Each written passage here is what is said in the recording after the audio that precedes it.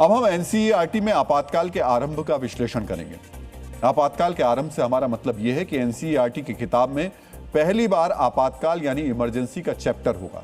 यानी स्कूलों में छात्र अब उस इमरजेंसी के बारे में पढ़ेंगे जो आज से ठीक 50 साल पहले देश में लगाई गई थी। उस समय की प्रधानमंत्री इंदिरा गांधी ने सबसे बड़े लोकतंत्र में आपातकाल लागू किया था।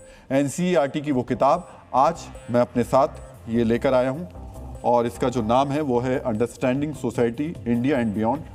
और इसमें जो पेज नंबर है वो मैं आपको बता देता हूँ, 155 है। इसमें इमरजेंसी का ये चैप्टर शामिल किया गया है और इसमें 2 पैराग्राफ हैं। पूरी की पूरी ये जो लिखे हुए हैं इमरजेंसी पर 2 पैराग्राफ है और ये क्लास 9 की बुक है।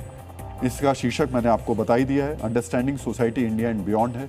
और 2 पैराग्राफ में ये जो लिखा है पूरा इमरजेंसी के बारे में, इसमें 21 लाइन है और इसमें बताया गया है कि भारतीय लोकतंत्र के सामने इमरजेंसी कितनी बड़ी चुनौती थी।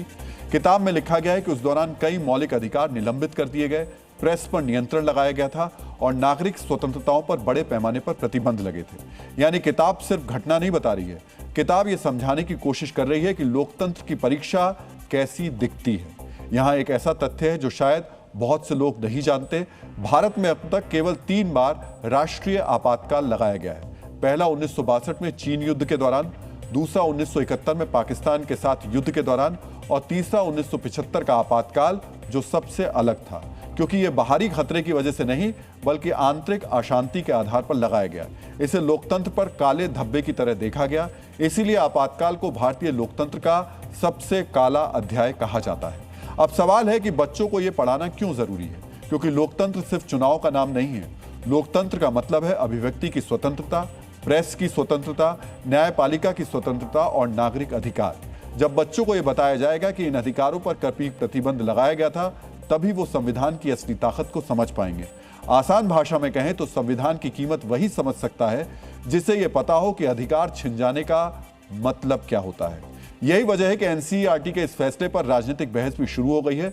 बीजेपी का कहना है कि नई पीढ़ी को आपातकाल की सच्चाई बताना जरूरी है, जबकि कांग्रेस का आरोप है कि इतिहास को राजनीतिक नजरिए से पेश किया जा रहा है। इस विषय पर आपको राजनीतिक दलों की प्रतिक्रिया जरूर सुननी चाहिए। एनसीईआरटी ने सही किया है। इमरजेंसी जैसे काले कारनामे को देश को भविष्य के पीढ़ी जाने, पढ़े, समझे, ऐसे दोबारा स्थिति ना है, इसलिए एनसीईआरटी ने उसको विषय में लाए। एनसीईआरटी ने अच्छा काम किया। मैं कॉलेज में पढ़ता था, उस समय जयप्रकाश नारायण जी ने सेना से आह्वान किया था कि आप विद्रोह करिए, आप सरकार की बात मत सुनिए। तो अत्यधिक गंभीर परिस्थितियां थी। तो जो पाठ अब 9वीं कक्षा से बच्चों को पढ़ाया जाएगा उसमें ये बात भी जरूर आनी चाहिए। आपातकाल को भारतीय लोकतंत्र का काला अध्याय इसलिए कहा जाता है क्योंकि 25 जून 1975 से 21 मार्च 1977 तक देश में ऐसी स्थिति रही जब लोकतंत्र की कई बुनियादी स्वतंत्रताओं पर रोक लगा दी गई। विपक्षी नेताओं को जेल में डाल दिया गया, प्रेस पर सेंसरशिप लगा दी गई, अदालतों की शक्तियां सीमित कर दी गई और नागरिकों के कई मौलिक अधिकार निलंबित कर दिए गए। उस दौर में सरकार की आलोचना करना भी जोखिम भरा हो गया था। यही वजह है कि भारतीय लोकतंत्र के इतिहास में आपातकाल को उस समय के रूप में याद किया जाता है जब संविधान तो मौजूद था लेकिन लोकतांत्रिक स्वतंत्रताएं गंभीर रूप से सीमित हो गई थी।